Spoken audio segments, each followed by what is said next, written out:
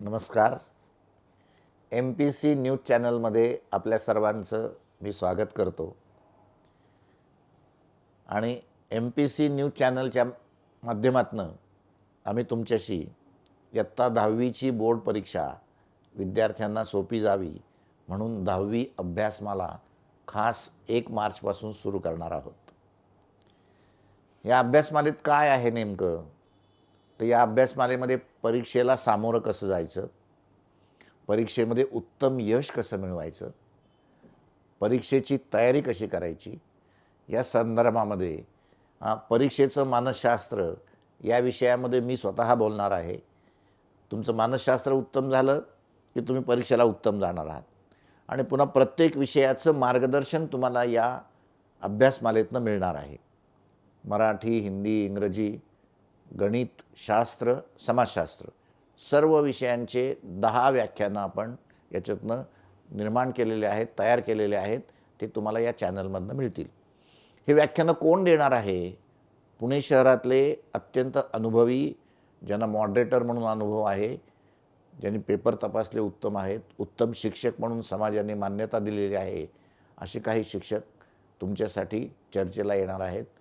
तुमच्याशी ते 40-50 मिनटं संपूर्ण वर्षभर तुम्ही जे प्रयत्न केलेले आहेत ते परीक्षेमध्ये आता उत्तम पद्धतीने कसं मांडायचं त्याचं मार्गदर्शन तुम्हाला ते करणार आहेत. आणि ही 1 तारखेपासून सुरू होणार आहे. आपण प्रत्येकाने या चॅनलवर लॉग इन करावं आणि जर तुम्ही रोज एका विषयाचा अभ्यास केला, एका विषयाचं मार्गदर्शन ऐकलं तर तुम्हाला आपोआप परीक्षेची तयारी उत्तम करता येईल आणि परीक्षा तुम्ही उत्तम यशस्वी होऊ शकाल. कुठलीही परीक्षा म्हटल्यानंतर ना त्या प्रत्येक परीक्षेचं तंत्र, त्या प्रत्येक परीक्षेचं मानसशास्त्र, त्या प्रत्येक परीक्षेची पद्धत आणि त्या प्रत्येक परीक्षेची कार्यवाही ही अत्यंत महत्त्वाची असते. आपण जसं म्हणतो की एखाद्या गावाला जायचं असेल तर त्या गावाची पूर्ण माहिती आपण काढतो. तसंच हे पालकांनो, तसंच मित्रांनो हे आहे. 10वीच्या बोर्ड परीक्षेची तुम्ही जर उत्तम माहिती घेतली, उत्तम समजून घेतली तर ती परीक्षा तुम्हाला हमखास सोपी जाणार आहे. ते आपण परीक्षेचं मानसशास्त्र या खास लेखातनं, या खास व्हिडिओ कार्यक्रमातनं आज पाहणार आहोत. इयत्ता 10वीची बोर्ड परीक्षा 15 मार्चपासून सुरू होणार आहे. SSC बोर्डाने परीक्षा कंडक्ट करण्याची, परीक्षेची कार्यवाही करण्याची तयारी अतिशय उत्तम पद्धतीने केलेली आहे. यावर्षीचा परीक्षेचा चांगला भाग म्हणजे प्रत्येक विद्यार्थी ज्या शाळेमध्ये शिकलेला आहे त्याच शाळेमध्ये परीक्षा होणार आहे. त्यामुळं तुमच्या मनाची एक जी चलबिचल असती की आता कुठल्या शाळेत आपला नंबर येईल, त्या शाळेतले शिक्षक कसे असतील, त्या शाळेतले सेवक कसे असतील, यावर्षी हा भाग अजिबात नाही. तुमची परीक्षा तुमच्याच शाळेमध्ये होणार आहे. यावर्षीच्या परीक्षेच्या दृष्टिकोनातून सर्वात महत्त्वाचं काय, तर यावर्षीच्या परीक्षेवर करोनाचं सावट आहे, नाही असं म्हणून चालणार नाही. म्हणजे करोना होणार नाही आहे कोणाला, त्याची भीती आपल्याला आता राहिलेली नाही आहे, तो गेला आता. पण 2 वर्ष करोना होता आणि त्या 2 वर्षामध्ये तुमच्या मनावर त्याचा झालेला परिणाम हा त्यातला महत्त्वाचा भाग आहे. काय काय परिणाम झालेला आहे? काही विद्यार्थ्यांना अभ्यासक्रमातला काही भाग ऑनलाईन शिकवलेला आहे, तो कदाचित समजलेला नसेल. काही विद्यार्थ्यांना 2 वर्षामध्ये शिक्षणाविषयीची एक नावड निर्माण झालेली आहे. काही विद्यार्थ्यांच्या शारीरिक हालचाली न झाल्यामुळे त्यांना एक आळस, कंटाळा आलेला आहे. काही विद्यार्थी कायमच स्क्रीनशॉट घ्यायचे, त्यामुळे त्यांची लेखनाची क्षमता कमी झालेली असण्याची शक्यता आहे. या सगळ्या ज्या करोनामुळं झालेल्या घटना आहेत, त्या घटना त्याचा बाऊ करण्यात अर्थ नाही, की करोनामुळं माझी लेखनाची क्षमता कमी झाली म्हणून मला कमी मार्क पडले. चूक. करोनामुळं मला अभ्यासच नको असा वाटत होता. चूक. हा झाल्या गेल्या गोष्टी संपल्या. तुम्हाला आता परीक्षेला अत्यंत आनंदाने, अत्यंत सकारात्मक प्रवृत्तीने, अत्यंत एक आव्हान पेलण्याची ताकद घेऊन, क्षमता घेऊन जायचं आहे. त्याला आपण म्हणतो मानसिकता. परीक्षेविषयी प्रत्येकाची मानसिकता सकारात्मक पाहिजे. त्याला परीक्षेचं मानसशास्त्र असं म्हणतात. आता मानसशास्त्रामध्ये फक्त काय मानसिक भावनिकच भाग येतो का? तर नाही. परीक्षा हा शब्द आधी आहे, मानसशास्त्र हा शब्द नंतर आहे. त्यामुळे त्या परीक्षेचा अभ्यासक्रम आहे, त्या परीक्षेची सिस्टीम आहे, त्या परीक्षेची कार्यपद्धती आहे, ती सुरुवातीला समजून घेतली पाहिजे. ती ज्याला कळेल त्याला परीक्षा सोपी जाणार आहे. परीक्षेची मानसिकता याच्यामध्ये परीक्षा उत्तम पद्धतीने समजून घेणे. मग परीक्षा उत्तम पद्धतीने समजून घ्यायची असेल तर काय आहे? तर परीक्षेच्या कृतीपत्रिका आहेत. आता विषयांना प्रश्नपत्रिका हा शब्द वापरत नाहीत. मराठी विषयाची प्रश्नपत्रिका नाही, मराठी विषयाची कृतीपत्रिका आहे. गणिताची प्रश्नपत्रिका नाही, गणिताची कृतीपत्रिका आहे. इतिहास राज्यशास्त्राची प्रश्नपत्रिका नाही, कृतीपत्रिका आहे. मग आपल्याला ज्या कृतीपत्रिकेची उत्तरं लिहायची आहेत, ती कृतीपत्रिका प्रथम उत्तम समजून घ्या. प्रत्येक विषयाची कृतीपत्रिका समजून घेणं याचा अर्थ काय? की प्रश्न 1 अ काय आहे, ब काय आहे, त्या प्रश्नाच्या उत्तराची अपेक्षा काय आहे, त्या प्रश्नाला किती मार्क आहेत. मग 2 मार्क असतील तर त्याला किती लेखन केलं पाहिजे, 3 मार्क असतील तर त्याला किती लेखन केलं पाहिजे, 4 मार्क असतील तर त्याचं उत्तर कसं लिहिलं पाहिजे, 5 मार्क असतील तर त्याला आपण दीर्घोत्तरी प्रश्न म्हणतो. मग दीर्घोत्तरी प्रश्न आणि लघुत्तरी प्रश्न याच्यात फरक काय आहे? किंवा भाषा विषयांच्यामध्ये पठित उतारा, अपठित उतारा, सीन पॅसेज, अनसीन पॅसेज याच्यात फरक काय आहे? किंवा गणितामध्ये हॉट्स प्रश्न आहे, हॉट्स प्रश्न म्हणजे काय, तो कसा सोडवायचा? सायन्समध्ये सृजनशील प्रश्न आहेत, सायन्समध्ये चॅलेंजिंग क्वेश्चन्स आहेत, मग ते चॅलेंजिंग प्रश्न कसे सोडवायचे? किंवा इतिहासामध्ये चुकीची जोडी ओळखा असा प्रश्न येतो. लहानपणापासून बरोबर जोड्या लावल्या, आता चुकीची ओळखायची आणि ती पुन्हा चूक काय आहे ते समजून सांगायचं आहे. याला आपण म्हणतो कृतीपत्रिका समजून घेणे.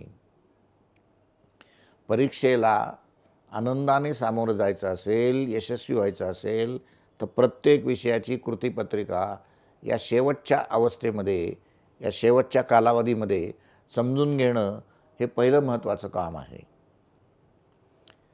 दुसरं महत्त्वाचं काम काय? तर ही परीक्षा जी आहे 10वीची, ती 10वीची परीक्षा ही टेक्स्टबुकवर, पाठ्यपुस्तकांवर आधारित आहे. तुम्हाला मी एक अतिशय महत्त्वाची माहिती आत्ता सांगतोय, ती अशी की या वर्षीच्या येणाऱ्या प्रत्येक विषयाच्या कृतीपत्रिकेमध्ये, मग ती मराठीची असू देत, संस्कृतची असू देत, गणिताची असू देत किंवा भूगोलाची असू देत,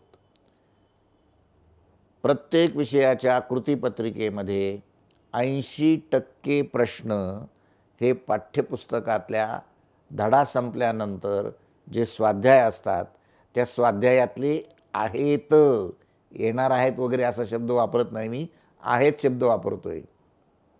म्हणजे तुम्हाला 80% कृतीपत्रिका, 80% प्रश्नपत्रिका माहितीच आहे. तुमचं काम काय, तुमची मानसिकता काय, परीक्षेची मानसिकता काय? तर माझ्यासारखा विद्यार्थी या 1 तारखेपासून संबंध 15 दिवसामध्ये पुन्हा सर्व विषयाचे स्वाध्याय सोडवेल. आता लेखी सोडवायची वेळ गेलेली आहे, आता तोंडी सोडवणार. आणि स्वाध्यायातलं सगळं तुम्हाला येत असेल तर तुम्हाला 80% मार्क पडणारच आहेत. आणखीन किती मार्क पाहिजेत? बाकीच्या इतर तुमच्या जनरल नॉलेजनुसार आणखीन 10% वाढतील ना. त्यामुळं तो भाग महत्त्वाचा आहे. त्यामुळं तुमची दुसरी महत्त्वाची परीक्षेची मानसिकता स्वाध्याय सोडवणे. तिसरा महत्त्वाचा मुद्दा काय आहे, तर त्याला आपण उत्तरपत्रिका लेखन कौशल्य म्हणतो. मी तुम्हाला असं सुचवेन की बाजारामध्ये आत्ता अनेक प्रश्नपत्रिकेचे संच आलेले आहेत. ते प्रश्नपत्रिकेचा संच घेताना विचार करा की 25% अभ्यासक्रम शासनाने कमी केलेला आहे. त्या कमी केलेल्या अभ्यासक्रमावर प्रश्न येणार नाहीत. त्यामुळं 25% कमी केलेल्या अभ्यासक्रमाची जी प्रश्नपत्रिका आहे, अशा 2 प्रश्नपत्रिका जर तुम्ही बघून सोडवल्या, पुस्तकात बघा, वहीत बघा, मार्गदर्शकामध्ये गाईडमध्ये बघा, तुम्हाला क्लासमध्ये दिलेल्या नोट्स असतील त्याच्यातनं बघा, पण बघून प्रत्येक विषयाच्या 2 प्रश्नपत्रिका जर तुम्ही सोडवल्या तर तुमची 90%च्या दिशेने वाटचाल सुरू झाली. याला परीक्षेचं मानसशास्त्र म्हणतात. मानसशास्त्र म्हणजे काही फार अवघड शब्द नाही आहे तो. परीक्षेची तयारी समजून घेणं, परीक्षा समजून घेणं. तुम्हाला मानसशास्त्राचा विचार करायचा असेल परीक्षेचा, तर तो शासनाने केलेला आहे. शासनाने विचार असा केलेला आहे की या कोविडच्या 2 वर्षाच्या काळामध्ये मुलांची लेखनाची क्षमता थोडी कमी झालेली आहे. शासनाला माहिती आहे हे सगळ्या गोष्टी. मुलांना काही समजलेले नाहीत. शासनाला माहिती आहे सगळं. मग शासनाने काय केलं, तर 80 गुणांच्या कृतीपत्रिकेला 3 तासाच्या ऐवजी तुम्हाला यावर्षी 3.5 तास वेळ दिलेला आहे. आणि 40 गुणांच्या प्रश्नपत्रिकेसाठी तुम्हाला 2 तासाच्या ऐवजी 2.25 तास वेळ दिला आहे. तुमच्या डोक्यामध्ये हा विषय पाहिजे ना, की मला 2च तास मिळणार नाहीत, मला 2.25 तास मिळणार आहेत, मला 3 तास मिळणार नाहीत, 3.5 तास मिळणार आहेत. मित्रांनो, तुम्ही केलेला अभ्यास तुम्हाला त्या 2.25 तासात लिहायचा आहे, त्या 3.5 तासात लिहायचा आहे. त्यामुळे त्या 2.25 तासातली मानसिकता, त्या 3.5 तासातली मानसिकता सर्वात महत्त्वाची आहे. तुम्ही परीक्षेला जाण्यापूर्वी 15 मार्च पूर्वी 2.25 तासामध्ये मी विज्ञान 1, विज्ञान 2ची कृतीपत्रिका पूर्णपणे कशी लिहिणार, संपूर्ण गणिताची प्रश्नपत्रिका सोडवून 2.25 तासात कशी होईल, किंवा भाषा विषयांच्या प्रश्नपत्रिका 3.5 तास मला मिळणार आहेत, त्या 3.5 तासाच्या वेळेचं नियोजन करणं हे आत्ता तुमचं काम आहे. ती परीक्षेची मानसिकता आहे. मी परीक्षेच्या आदल्या दिवशी हा विचार करणार नाही, मी आजच विचार करणार. मी मार्चच्या पहिल्या आठवड्यातच विचार करणार की त्या 3.5 तासात मी बरोबर कशी प्रश्नपत्रिका सोडवणार, कशी कृतीपत्रिका सोडवणार, कोणत्या प्रश्नाला मी किती वेळ देणार, हे जो विद्यार्थिनी तयार करेल त्याची परीक्षेला मानसिकता सकारात्मक झाली. हे आत्ता शक्य आहे ना आपल्याला. पालकांनी यासाठी मदत करावी विद्यार्थ्यांना की तू प्रश्नपत्रिका घे, कृतीपत्रिका घे घरी, आणि एखादा विद्यार्थी ना वेळ लावून घरी सोडवू पण शकेल. अशी मुलं करतायत प्रॅक्टिस आज. काही मुलं कृतीपत्रिका मराठी विषयाची घेतात, वेळ लावतात, लिहायला बसतात, आणि झाल्यानंतर आईला सांगतात की आई माझी 2.25 तासातच लिहून झालेली आहे. म्हणजे त्याला आणखीन 15 मिनटं मिळणार आहेत. यावर्षी तर 45 मिनटं मिळणार आहेत. ही तयारी करणं म्हणजे मानसिकता. हे पालक आणि विद्यार्थी दोघांनी मिळून करावं. पालकांनी या बाबतीमध्ये मुलांना सहकार्य करावं. सहकार्य म्हणण्यापेक्षा मार्गदर्शन, सहकार्य या पालकांच्या जबाबदाऱ्या आहेत.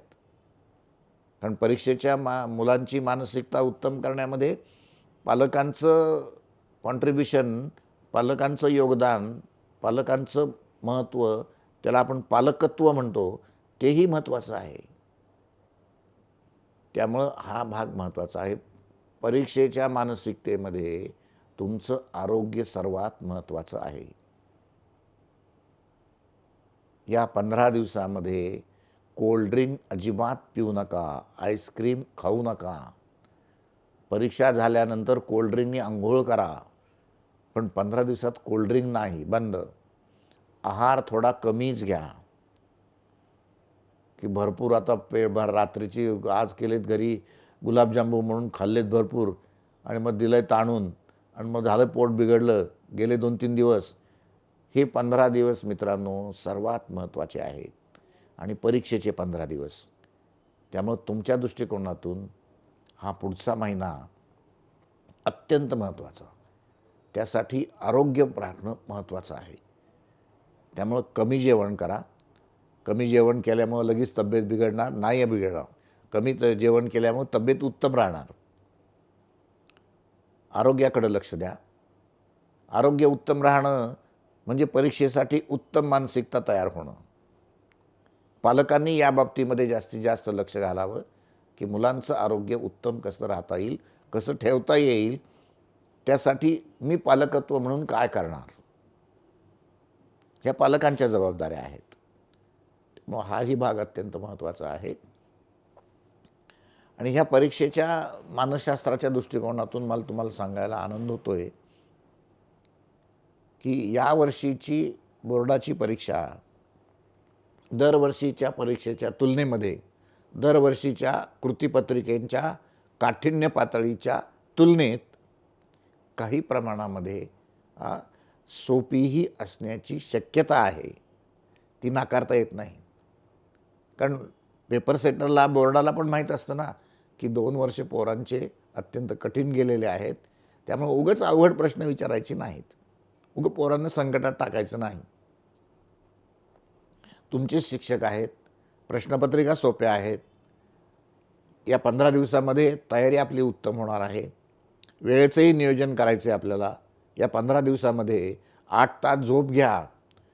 उगाच काही विद्यार्थी म्हणतात की मी रात्री 2पर्यंत जागलो. नो, 8 तास झोप रात्रीची झालीच पाहिजे. दिवसा अजिबात झोपायचं नाही. दिवसाच्या संबंध काय 16 तासाचं प्लॅनिंग आहे ते उत्तम करा. त्याला आपण वेळेचं नियोजन म्हणतो. असं केल्यानंतर अभ्यासाची एक सप्तपदी आहे. ती सप्तपदी मी तुम्हाला त्यातनं दाखवणार आहे. ती सप्तपदी पाळली ना की तुम्हाला उत्तम मार्क मिळणार आहेत. प्रत्येक विद्यार्थी 80% तर स्वाध्यायातले प्रश्न आहेत. आणखीन 10% तुमच्या मनाची तयारी आहे. 90% झाले. आणि MPC चॅनलच्या वतीने आम्ही तुम्हाला शुभेच्छा देतो आहेत. त्या काही किरकोळ नाहीत, 2-3% आहेत. असं करून तुम्हाला 92-93% मार्क पडावेत त्यासाठी शुभेच्छा देतो आणि थांबतो.